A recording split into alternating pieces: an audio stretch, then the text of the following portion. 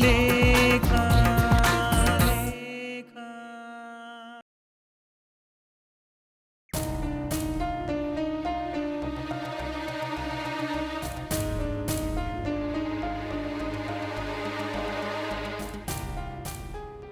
Hello madam. Hello, ನಾನು ಮಾಧವಿ ಪಾಟೀಲ್ ಅಂತ, stage artist ಆಗಿದ್ದೀನಿ, ಜೊತೆಗೆ ಕಿರುತೆರೆ ಕಲಾವಿದೆ ಕೂಡ. ನನಗೆ ಗೊತ್ತಿದೆ, ನಾನು ನಿಮ್ಮ ನಾಟಕಗಳನ್ನ ನೋಡಿದ್ದೀನಿ, ತುಂಬ ಚೆನ್ನಾಗಿ ಅಭಿನಯಿಸ್ತೀರಿ. Thank you. ಆದರೆ ನಾನಿನ್ನ ಉದಯೋನ್ಮುಖ ಕಲಾವಿದೆ, ಅಷ್ಟೊಂದು ಫೇಮಸ್ ನಟಿ ಅಲ್ಲ. ಆದರೂ ನೀವು ನನ್ನನ್ನು ಮೀಟ್ ಮಾಡಬೇಕು ಅಂತ ಫೋನ್ ಮಾಡಿದ್ದೀರಲ್ಲ?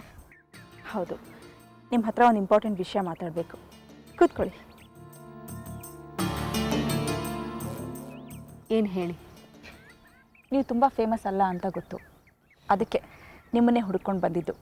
ನೀವೊಂದು ಮುಖ್ಯವಾದ ಪಾತ್ರ ಮಾಡಬೇಕು. ನೀವು ನನ್ನ ಬಗ್ಗೆ ಇಷ್ಟೊಂದು ವಿಶ್ವಾಸ ಅಭಿಮಾನ ಇಟ್ಕೊಂಡು ಅವಕಾಶ ಕೊಡ್ತಿದ್ದೀರಲ್ಲ, thank you so much madam. ನೀವು ಯಾರ ಕಡೆಯಿಂದ ಬಂದಿದ್ದೀರಾ? ನಿಮ್ದು ಯಾವ ಬ್ಯಾನರು? ಡ್ರಾಮಾನಾ ಅಥವಾ ಟಿ ವಿ ಸೀರಿಯಲ್ಲಾ? ಎರಡೂ ಅಲ್ಲ, ರಿಯಲ್ ಲೈಫಲ್ಲಿ ನೀವು ಅಭಿನಯಿಸಬೇಕು. ಅಂದರೆ ಒಂದು ಸನ್ನಿವೇಶದಲ್ಲಿ ನೀವೊಬ್ಬ ವ್ಯಕ್ತಿಗೆ ಹೆಂಡತಿಯಾಗಿ ಆ್ಯಕ್ಟ್ ಮಾಡಬೇಕು. ಏನು ಮೇಡಮ್, ತಮಾಷೆ ಮಾಡ್ತಿದ್ದೀರಾ? ಖಂಡಿತ ಇಲ್ಲ. ನೀವೊಂದು ಅರ್ಧ ಗಂಟೆ ಆ ವ್ಯಕ್ತಿ ಹೆಂಡತಿಯಾಗಿ ನಟಿಸಿದ್ರೆ ಸಾಕು. ನೀವು ಕೇಳಿದಷ್ಟು ಸಂಭಾವನೆ ಕೊಡೋದಕ್ಕೆ ನಾನು ಸಿದ್ಧವಾಗಿದ್ದೀನಿ. ಏನ್ರಿ, ಕಲಾವಿದ್ರು ಅಂದರೆ ದುಡ್ಡುಗೋಸ್ಕರ ಏನು ಬೇಕಾದರೂ ಮಾಡ್ತಾರೆ ಅಂದ್ಕೊಂಡಿದ್ದೀರಾ? ಏನೋ ಒಳ್ಳೆ ಪ್ರಾಜೆಕ್ಟು, ಅವಕಾಶ ಸಿಗುತ್ತೆ ಅಂತ ಆಸೆ ಇಟ್ಕೊಂಡು ಬಂದರೆ ನೀವು ನಮ್ಮನ್ನೇ ಕೊಂಡ್ಕೊಳ್ಳೋ ಥರ ಮಾತಾಡ್ತಿದ್ದೀರಲ್ಲ. ಕಲಾವಿದ್ರನ್ನ ಇಷ್ಟು ಚೀಪಾಗಿ ನಡ್ಸ್ಕೋತೀರಾ ಅಂತ ಗೊತ್ತಿದ್ದಿದ್ರೆ ನಾನು ಬರ್ತಾನೇ ಇರಲಿಲ್ಲ. ಮಾಧವಿ ಅವರೇ, ಪ್ಲೀಸ್, ನನ್ನ ಮಾತು ಇನ್ನೂ ಪೂರ್ತಿ ಮುಗ್ದಿಲ್ಲ, ಆಗಲೇ ನೀವು ಕೋಪ ಮಾಡ್ಕೊಳ್ತಿದ್ದೀರಾ. ನೋಡಿ, ಕಲಾವಿದರು ಅಂದರೆ ನಂಗೆ ತುಂಬ ಗೌರವ ಇದೆ. ನಿಮ್ಮನ್ನು ಅವಮಾನ ಮಾಡಬೇಕು ಅನ್ನೋ ಉದ್ದೇಶ ನಂದಲ್ಲ. ನನ್ನ ಮಾತಿನ್ನೂ ಪೂರ್ತಿ ಮುಗ್ದಿಲ್ಲ. ಪ್ಲೀಸ್ ಕೂತ್ಕೊಳ್ಳಿ, ಪ್ಲೀಸ್.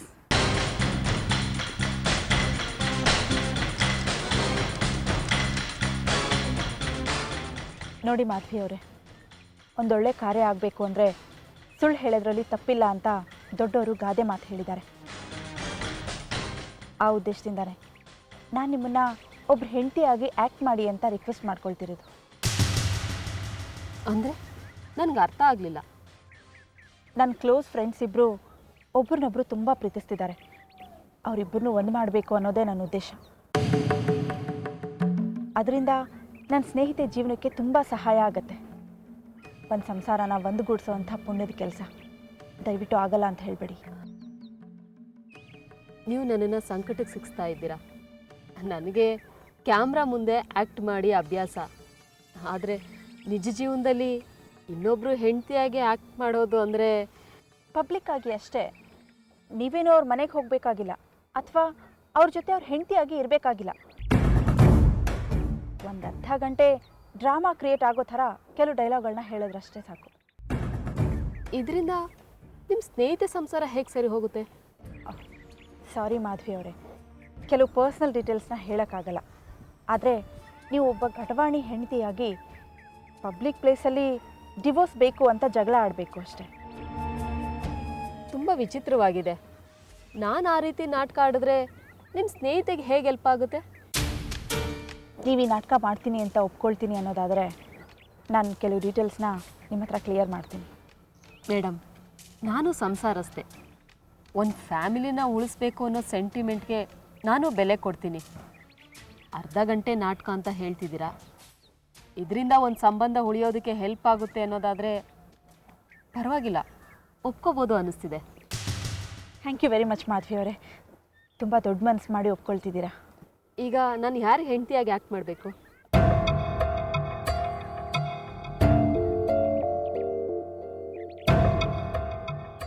ಇವ್ರ ಹೆಸರು ಪ್ರೇಮ್ ಅಂತ, ನನ್ನ ಫ್ರೆಂಡು. ಬಲವಂತದ ಮದುವೆಗೆ ತಲೆ ಕೊಟ್ಟು ಈಗ ಅನುಭವಿಸ್ತಾ ಇದ್ದಾರೆ. ಹೌದಾ? ಹೌದು ಮಾಧವಿ ಅವರೇ, ಇವ್ರ ಹೆಂಡತಿ ಒಂಥರ ಸ್ಯಾಡಿಸ್ಟು. ತಾನು ಸುಖವಾಗಿಲ್ಲ, ಪ್ರೇಮ್ನೂ ಸುಖವಾಗಿಟ್ಟಿಲ್ಲ. ಆದರೆ ನನ್ನ ಸ್ನೇಹಿತೆ ಪ್ರೇಮ್ನ ತುಂಬ ಪ್ರೀತಿಸ್ತಾಳೆ. ನಾನು ಪ್ರೇಮ್ಗೆ ಡಿವೋರ್ಸ್ ಕೊಡಿಸಿ ನನ್ನ ಸ್ನೇಹಿತೆಯೂ ಇವ್ರನ್ನೂ ಒಂದುಗೂಡಿಸ್ಬೇಕು ಅಂದರೆ ಮೊದಲು ನನ್ನ ಸ್ನೇಹಿತೆಗೆ ಇವ್ರ ಪರಿಸ್ಥಿತಿ ಏನು ಅನ್ನೋದು ಅರ್ಥ ಆಗಬೇಕು. ಇವ್ರ ಮೇಲೆ ಸಿಂಪತಿ ಬರಬೇಕು. ಅದಕ್ಕೆ ನಿಮ್ಮನ್ನು ಅವ್ರ ಹೆಂಡತಿಯಾಗಿ ಜಗಳ ಆಡೋ ಹಾಗೆ ನಾಟಕ ಮಾಡಿ ಅಂತ ಕೇಳ್ತಾ ಇರೋದು. ನಾನು ಅವ್ರ ನಿಜವಾದ ಹೆಂಡತಿ ಅಲ್ಲ ಅಂತ ನಿಮ್ಮ ಸ್ನೇಹಿತೆಗೆ ಗೊತ್ತಾದರೆ? ಅದನ್ನೆಲ್ಲ ನಾನು ಮ್ಯಾನೇಜ್ ಮಾಡ್ತೀನಿ. ನೀವು ಅದ್ರ ಬಗ್ಗೆ ಯೋಚನೆ ಮಾಡಬೇಡಿ ಮಾಧವಿ ಅವರೇ. ನೀವು ಜಗಳ ಆಡ್ತಾ ಇರೋವಾಗ ನಾನು ನನ್ನ ಸ್ನೇಹಿತೆನ ಅಲ್ಲಿ ಕರ್ಕೊಂಡು ಬಂದಿರ್ತೀನಿ. ನಿಮ್ಮಿಬ್ಬರು ಜಗಳ ನೋಡಿ ಅವಳಿಗೆ ಪ್ರೇಮ್ ಮೇಲೆ ಅನುಕಂಪ ಹುಟ್ಟಬೇಕು. ಆಗ ಅವಳು ಪ್ರೇಮ್ಗೆ ಒಂದು ಹೊಸ ಲೈಫ್ ಕೊಡೋದ್ರ ಬಗ್ಗೆ ನಿರ್ಧಾರ ತಗೋತಾಳೆ. ನಾನು ನಿಮ್ಮ ಕೈಲಿ ನಾಟಕ ಮಾಡಿಸ್ತಿದ್ದೀನಿ ಅಂತ ಪ್ರೇಮ್ಗಾಗಲಿ ಅಥವಾ ನನ್ನ ಸ್ನೇಹಿತೆಗಾಗಲಿ ಯಾವುದೇ ಕಾರಣಕ್ಕೂ ಗೊತ್ತಾಗಬಾರ್ದು. ಅದನ್ನು ಮ್ಯಾನೇಜ್ ಮಾಡೋದು ನಿಮ್ಮ ಕೈಲಿದೆ. ಅದು ಹೇಗೆ?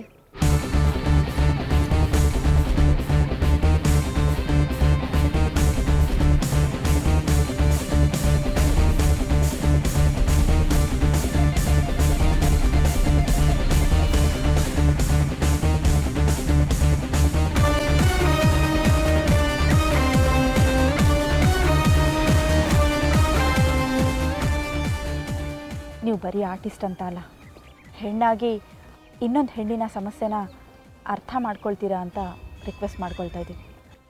ಸರಿ, ನೀವು ಹೇಳ್ದಾಗೆ ನಾನು ಆ್ಯಕ್ಟ್ ಮಾಡ್ತೀನಿ. Thank you. ತಗೊಳ್ಳಿ, ಇದು ಅಡ್ವಾನ್ಸ್ ಪೇಮೆಂಟು. ನಾಟಕ ಪೂರ್ತಿ ಆದಮೇಲೆ ಫುಲ್ ಅಮೌಂಟ್ನ ಸೆಟಲ್ ಮಾಡ್ತೀನಿ. Thank you.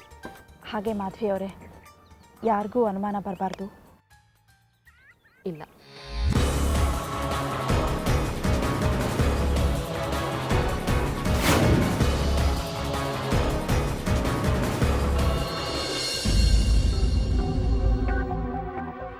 ಸತ್ಯದೇವ್, ಈ ಆರ್ಟಿಕಲ್ ನೋಡಿ.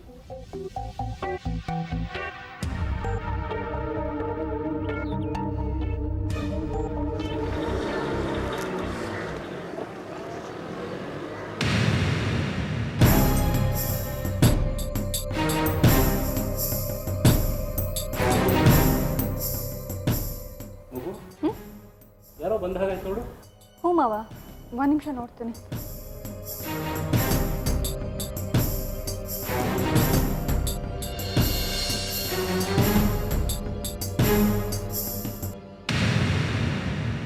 ಮಾವ, ಚೈತ್ರ ದುಷ್ಯಂತ್ ಬರ್ತಾ ಇದ್ದಾರೆ. ಹೌದಾ?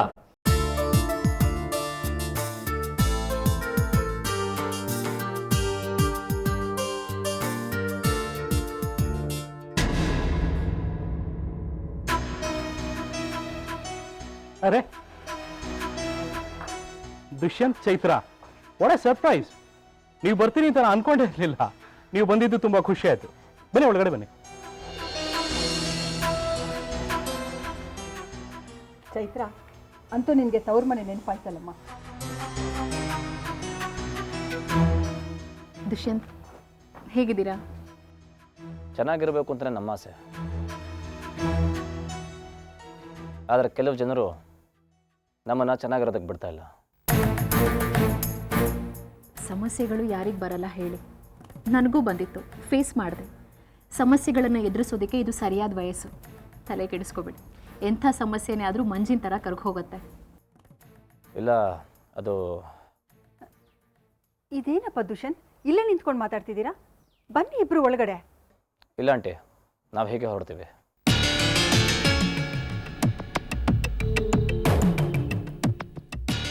ನನಗೆ ನಿಮ್ಮ ಮಾತೇ ಅರ್ಥ ಆಗ್ತಿಲ್ಲ. ಯಾಕಪ್ಪ ದುಷ್ಯಂತ್, ಏನಾಯ್ತು? ದುಷ್ಯಂತ್, ಯಾಕೆ, ಏನಾಯ್ತಪ್ಪ? ಬನ್ನಿ, ಒಳಗಡೆ ಬನ್ನಿ. ಚೈತ್ರ, ಏನಾಯಿತು? ನಿಮ್ಮಿಬ್ಬರು ಮನಸ್ಸಿನಲ್ಲಿ ಏನೋ ಇದೆ ಅನ್ಸತ್ತೆ. ಏನು? ನಾವ್ಯಾರನ್ನು ನಮಗೆ ಕಷ್ಟ ಬಂದಿದೆ ಸಹಾಯ ಮಾಡಿ ಅಂತ ಬಂದು ಬೇಡ್ಕೊಂಡಿರಲಿಲ್ಲ, ಅಥವಾ ನಿಮ್ಮ ಮನೆ ಮುಂದೆ ಬಂದು ಕಣ್ಣೀರು ಹಾಕಿರಲಿಲ್ಲ. ನಮಗೆ ಬದುಕಕ್ಕಾಗ್ತಿಲ್ಲ ಅಂತಲೂ ಹೇಳಿರಲಿಲ್ಲ.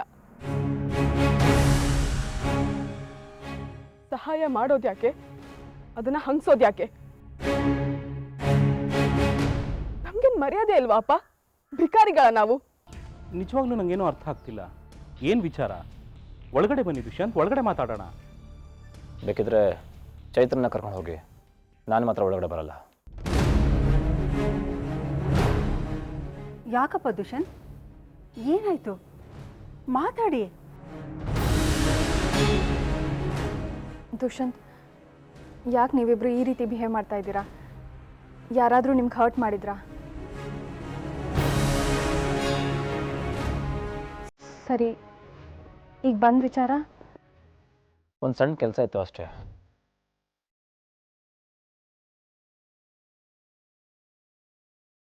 ಚೈತ್ರ, ತಗೋ, ಕೊಟ್ಬಿಡು. ನನಗೆ ಹಿಂಸೆ ಆಗೋ ಜಾಗದಲ್ಲಿ ನನಗಿರೋದಕ್ಕೆ ಮನಸ್ಸಾಗಲ್ಲ. ಬೇಗ ಕೊಟ್ಬಾ, ಹೋಗೋಣ.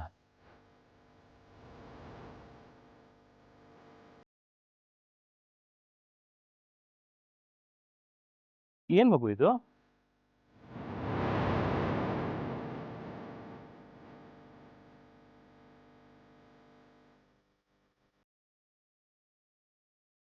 ಅರೆ, ಚೆಕ್ ಯಾಕಮ್ಮ ವಾಪಸ್ ಕೊಡ್ತಾ ಇದೀಯಾ? ಯಾರ ಸಹಾಯ ಯಾರ ಹಂಗೂ ನಮಗೆ ಬೇಕಾಗಿಲ್ಲಪ್ಪ. ನಮಗೆ ಬದುಕೋದು ಗೊತ್ತಿದೆ.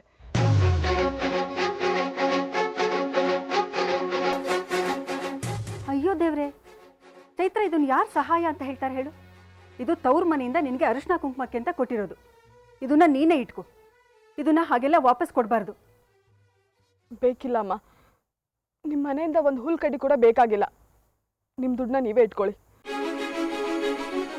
ಚೈತ್ರ, ನೀನು ಈ ಮನೆ ಮಗಳು. ಇದು ತವ್ರ ಮನೆ ಉಡುಗೊರೆ. ಇದನ್ನು ಪ್ರಶ್ನೆ ಮಾಡೋ ಹಕ್ಕು ಯಾರಿಗೂ ಇಲ್ಲ. ಈಗ ನಿನ್ನನ್ನು ಯಾರು ಪ್ರಶ್ನೆ ಮಾಡಿದ್ದು? ಚೆಕ್ ತಗೋ, ನೀನೇ ಇಟ್ಕೊ. ವಾಪಸ್ ಕೊಡ್ಬೇಡ. ಇಲ್ಲ, ಬೇಡ. ಅದಕ್ಕೆ ಕೊಡೋರೊಬ್ರಾದ್ರೆ ಯಾಕೆ ತಗೊಂಡೆ ಅಂತ ಕೇಳೋರು ಇನ್ನೊಬ್ರು. ನಾವೇನು ಗತಿಗೆಟ್ಟಿಲ್ಲ. ಅದಕ್ಕೆ ನನ್ನ ಗಂಡನೂ ದುಡಿತಾರೆ. ಏನೋ ಸ್ವಲ್ಪ ಸಮಸ್ಯೆ ಇದೆ, ಅದನ್ನ ಬಗೆಹರಿಸ್ಕೊಳ್ತೀವಿ. ಹಾಗಂತ ನಮ್ಮ ಸ್ವಾಭಿಮಾನಕ್ಕೆ ಕೈ ಹಾಕಿದ್ರೆ? ಯಾರು ಮಗು? ಯಾರು ಪ್ರಶ್ನೆ ಮಾಡಿದ್ ನಿನ್ನ? ಈ ಮನೆ ಯಜಮಾನ ನಾನು. ಇದು ನಂದು ದುಡ್ಡು, ನನ್ನ ನಿರ್ಧಾರ. ಅದನ್ನ ಪ್ರಶ್ನೆ ಮಾಡಕ್ಕೆ ಇನ್ನೊಬ್ಬ ಯಾವನವನು?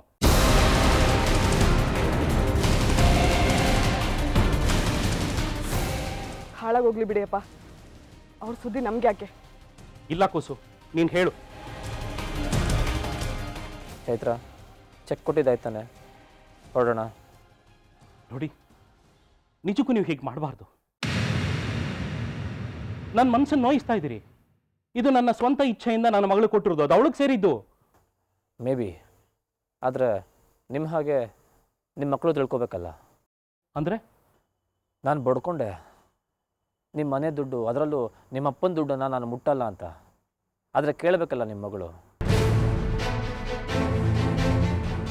ಹೇಗಿದ್ರೂ ಕಷ್ಟದಲ್ಲಿದ್ದೀವಿ, ನನ್ನ ದುಡ್ಡು ನಿಮ್ಮ ದುಡ್ಡಿದ್ದ ಹಾಗೆ ಯೂಸ್ ಮಾಡ್ಕೊಳ್ಳಿ ಅಂತ ಬಲವಂತ ಮಾಡಿದ್ಲು.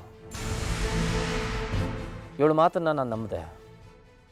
ನನ್ನ ಹೆಂಡತಿ ದುಡ್ಡು ನನ್ನ ದುಡ್ಡು ಅಂತಲೇ ಮಾಡಿರೋ ಸಾಲನ ತೀರ್ಸೋದಕ್ಕೆ ಅಂತ ಹೋದೆ. ಆದರೆ ಎಲ್ಲ ಮಾಡಿ ನಿಮ್ಮ ಬೆನ್ನ ಹಿಂದೆ ನಿಂತು ತಮಾಷೆ ನೋಡ್ತಾ ಇದ್ದಾನಲ್ಲ ಮಿಸ್ಟರ್ ಅನಿರುದ್ಧ್, ಅವನು ನಮ್ಮ ಅಪ್ಪನ ದುಡ್ಡನ್ನು ಮುಟ್ಟೋದಕ್ಕೆ ನಾಚಿಕೆ ಆಗಲ್ವಾ ಅಂತ ಕೇಳ್ಬಿಟ್ಟ. ಅವಮಾನ ಆಗಲ್ವಾ ನಮಗೆ?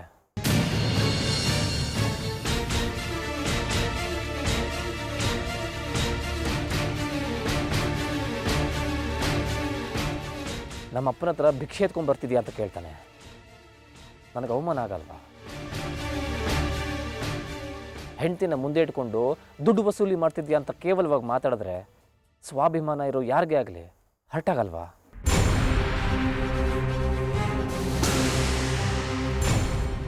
ನಿಮ್ಮ ಸಹವಾಸ, ನಿಮ್ಮ ಅನುಕಂಪ, ನಿಮ್ಮ ಸಹಾಯ ಅದು ಯಾವುದು ನಮಗೆ ಬೇಡ. ನಿಮ್ಮ ಚೆಕ್ಕನ್ನು ನಿಮಗೆ ವಾಪಸ್ ಕೊಟ್ಟಾಗಿದೆ, ಇಟ್ಕೊಳ್ಳಿ. ನಾವೇನು ಹೊರಡ್ತೀವಿ. ದುಷ್ಯಂತ್, ನೀವು ನಿಂತ್ಕೊಳ್ಳಿ. ಅವನು ಯಾವ ಅನಿರುದ್ಧ ಇದ್ರ ಬಗ್ಗೆ ಮಾತಾಡೋದಕ್ಕೆ? ಅನಿರುದ್ಧ, ನನ್ನ ಅಳಿಯನಿಗೆ ಅವಮಾನ ಮಾಡೋಕೆ ಎಷ್ಟು ಧೈರ್ಯ ನಿನಗೆ? ನನ್ನ ಮಗಳ ವಿಚಾರದಲ್ಲಿ ತಲೆ ಹಾಕೋಕೆ ಯಾರೋ ನೀನು? ಅವಳು ಹೇಗೆ ಕೇಳಿದಿ ಇದನ್ನ? ಇದು ನಾನು ಸಂಪಾದನೆ ಮಾಡಿದ ದುಡ್ಡು, ನನ್ನ ಶ್ರಮದ ದುಡ್ಡಿದು. ನಾನು ನನ್ನ ಮಗಳಿಗೆ ಹೇಗೆ ಬೇಕಾದ್ರೂ ಕೊಡ್ತೀನಿ, ಏನು ಬೇಕಾದ್ರೂ ಕೊಡ್ತೀನಿ. ಅದ್ರ ಕೇಳಕ್ಕೆ ನೀನು ಯಾರು? ತೆಗೀರಿ ಕೈನ, ಸಾಕು. ಇದೇ ನಾನು ತಿರುಗಿಸಿ ನಿಮ್ಮ ಕುತ್ತಿಗೆ ಪಟ್ಟಿ ಹಿಡಿದ್ರೆ ನಿಮ್ಮ ಮರ್ಯಾದೆ ಏನಾಗುತ್ತೆ? ಅನಿರುದ್ಧ, ಬಿ ಪಿ ಜಾಸ್ತಿಯಾಗಿ ಬಿದ್ದೋಗ್ಬಿಟ್ರೆ ಕಂಟ್ರೋಲ್ ಮಾಡ್ಕೊಳ್ಳಿ. ನಿಮ್ಮ ಪೌರುಷನ ನನ್ನ ಮುಂದೆ ತೋರಿಸ್ಬೇಡಿ. ನಾನು ಕೇಳಿದ್ದು ನಿಜ. ಇವನು ನನ್ನ ತಂಗಿನ ಕದ್ದು ಮದುವೆ ಮಾಡ್ಕೊಂಡು ಹೋಗ್ಬೇಕಾದ್ರೆ ಏನು ಹೇಳಿದ್ದ? ನನ್ನ ತಂಗಿನ ಹಾಗೆ ನೋಡ್ಕೋತೀನಿ ಹೀಗೆ ನೋಡ್ಕೋತೀನಿ ಯಾರು ಹಂಗೂ ಬೇಕಾಗಿಲ್ಲ ಅದು ಇದು ಅಂತೆಲ್ಲ ಹೇಳಿದ. ಹ್ಯಾಕ್ ಕೈ ಚಾಚ್ತಾ ನಿಮ್ಮ ಮುಂದೆ? ಅದು ಅವ್ರು ಕೇಳಿದ್ದಲ್ಲ, ನಾನೇ ಕೊಟ್ಟಿದ್ದು. ಮುಚ್ಚ್ರೆ ಬಾಯಿ ಸಾಕು. ನೀವು ಕೊಟ್ಟಿರೋ ದುಡ್ಡು ನಿಮ್ಮೊಬ್ರದೇ ಅಲ್ಲ, ಅದರಲ್ಲಿ ನಂದು ಪಾಲಿದೆ, ನಾನು ದುಡ್ದಿದ್ದೀನಿ. ಹ್ಯಾಕ್ ಕೊಟ್ರಿ ನೀವು? ಇದೇ ಚೈತ್ರ ನನ್ನ ಹೆಂಡ್ತಿಗೆ ಫೋನ್ ಮಾಡಿ ತಾನು ಕಷ್ಟದಲ್ಲಿದ್ದೀನಿ ಅಂತ ಹೇಳ್ಕೊಂಡಿದ್ದಾಳೆ ಅಲ್ವಾ? ಅನಿರುದ್ಧ, ಅವಳ ಗಂಡ ಕಷ್ಟದಲ್ಲಿದ್ದಾನೆ ಅಂತ ನನ್ನ ಹೆಂಡ್ತಿ ನಿಮ್ಮ ಕಿವಿಗೆ ತುಂಬಿದ ಮೇಲೆ ನಿಮ್ಮ ತಂದೆ ಹೃದಯ ಕರಗಿ ದೊಡ್ಡ ಅಮೌಂಟ್ ಚೆಕ್ ಬರೆದು ಇವ್ರ ಮನೆಗೆ ತಗೊಂಡೋಗಿ ಕೊಟ್ಟಿದ್ದೀರಾ ಅಲ್ವಾ? ಹೌದು. ಏನಿವಾಗ ಅದಕ್ಕೆ? ಹಾಗಾದ್ರೆ ಅದು ಭಿಕ್ಷೆನ ತಾನೆ? ಹೇಗಿಸ್ಕೊಂಡೆ ಅವನು? ಅದನ್ನು ಕೇಳಕ್ಕೆ ನೀನು ಯಾರು? ಮಾವ ಪ್ಲೀಸ್ ಸಮಾಧಾನ ಮಾಡ್ಕೊಳ್ಳಿ.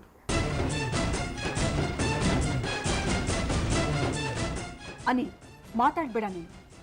ನಾವು ಕೊಟ್ಟಿರೋ ದುಡ್ಡನ್ನ ಅವ್ರು ಹೇಗೆ ಯೂಸ್ ಮಾಡ್ಕೊಳ್ತಾರೆ ಅನ್ನೋದು ಅದು ಅವ್ರ ನಿರ್ಧಾರ. ದುಷ್ಯಂತ್ಗೆ ಚೈತ್ರನ ಹೇಗೆ ನೋಡ್ಕೊಳ್ಬೇಕು ಅಂತ ಗೊತ್ತಿದೆ. ನೀನು ಅವ್ರನ್ನ ಹೀಯಾಳಿಸೋ ಅಗತ್ಯ ಇಲ್ಲ. ಅಮ್ಮ ನೀನು ಸುಮ್ಮನಿರ್ತೀಯ? ನಿನಗೇನು ಗೊತ್ತಾಗಲ್ಲ. ಅನಿ, ಸ್ವಲ್ಪ ಬಾಯಿ ಮುಚ್ಕೊಂಡು ಸುಮ್ಮನೆ ಇರ್ತೀರಾ? ನಿಮ್ಮ ತಂಗಿಗೆ ಸಹಾಯ ಮಾಡೋ ಯೋಗ್ಯತೆ ಅಂತೂ ನಿಮ್ಗಿಲ್ಲ. ಬೇರೆಯವ್ರು ಮಾಡಿದ್ರೆ ಯಾಕೆ ಹೀಯಾಳಿಸ್ತೀರಾ? ನಾವೇನು ಹೊರಡ್ತೀವಿ. ದುಷ್ಯಂತ್ ಪ್ಲೀಸ್ ಹೋಗಬೇಡಿ. ನೀವು ಸುಮ್ಮನೆ ಇರ್ತೀರಾ? ಚೈತ್ರಂಗೆ ಚೆಕ್ ಕೊಟ್ಟಿರೋದು ಮಾವ, ಅನಿರುದ್ಧ ಅಲ್ಲ. ನೀವು ಚೆಕ್ ರಿಟರ್ನ್ ಮಾಡೋ ಅಗತ್ಯನೇ ಇಲ್ಲ. ನೋಡಿ, ನೀವು ತಲೆ ಕೆಡಿಸ್ಕೋಬೇಡಿ.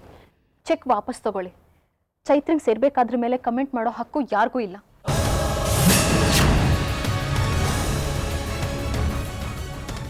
ದುಷ್ಯಂತ್, ಚೈತ್ರ ಅವನೇನೋ ಬುದ್ಧಿಗೇಡಿ ಮಾತಾಡ್ತಾನೆ. ನಿಮ್ಮಿಬ್ಬರಿಗೂ ಬುದ್ಧಿ ಬೇಡವಾ? ದುಷ್ಯಂತ್ ತಗೊಳಪ್ಪ, ಚೆಕ್ನ ಖಂಡಿತ ತಗೋ. ದುಷ್ಯಂತ್ ಪ್ಲೀಸ್, ಅನಿರುದ್ಧ ಪರವಾಗಿ ನಾನು ಕ್ಷಮೆ ಕೇಳ್ತೀನಿ.